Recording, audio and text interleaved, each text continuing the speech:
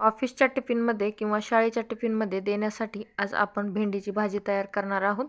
तर इथं मी भाजी तयार करण्यासाठी फोडणीसाठी 3 ते 4 चमचे तेल घातलेलं आहे। त्यामध्ये मोहरी आणि जिरे आपल्याला घालून घ्यायचेत।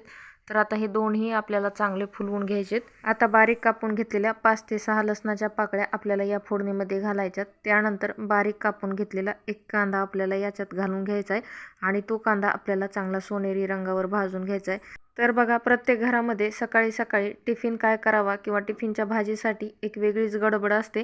त्यामुळे आपण आदल्या दिवशीच रात्री भेंडी कापून ठेवायची आहे आणि सकाळी फक्त एक कांदा आणि लसणाची तयारी केली तर आपली खूपच मस्त अशी टिफिनमध्ये देण्यासाठी भेंडीची भाजी तयार होते। तर बघा, मी आदल्या रात्रीच इथं भेंडी कापून ठेवलेली होती आणि ती आता या फोडणीमध्ये घालून घेतलेली आहे।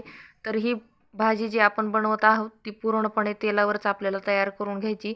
असं ही भेंडीची भाजी तयार करत असताना थोडंसुद्धा पाणी वापरत नाहीत। भेंडी ही फोडणीमध्ये घातली की 1-2 मिनिट फुल गॅसवर आपल्याला ही भाजून घ्यायची आहे आणि त्यानंतर मीडियम गॅस करून आपल्याला ही भेंडी चांगली भाजून घ्यायची। तर बघा, एका साईडला जर आपण पोळ्या वगैरे केल्या आणि दुसऱ्या साईडला जर अशी भाजी केली तर खूप लवकर आपला टिफिन तयार होतो।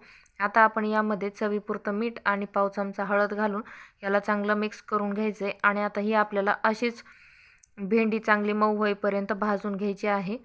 आता भेंडी अर्धवट भाजली गेली की यामध्ये आपण घालणार आहोत 1 चमचा लाल चटणी आणि 2 चमचे शेंगदाण्याचं दरदरीत वाटलेलं कूट।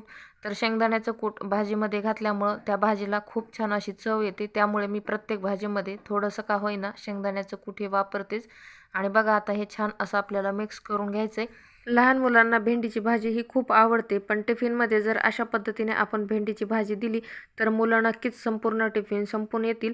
आणि बघा, आता भेंडीची भाजी मिक्स करून झालेली आहे। आता आपण हिला 2 ते 3 मिनिट वाफ येण्यासाठी झाकून ठेवून द्यायचं आहे आणि तुम्ही बघू शकता 2 ते 3 मिनिट आपण ही भेंडी झाकून ठेवली होती। त्यानंतर या भेंडीला खूप मस्त अशी दणदणीत वाफ बसलेली आहे।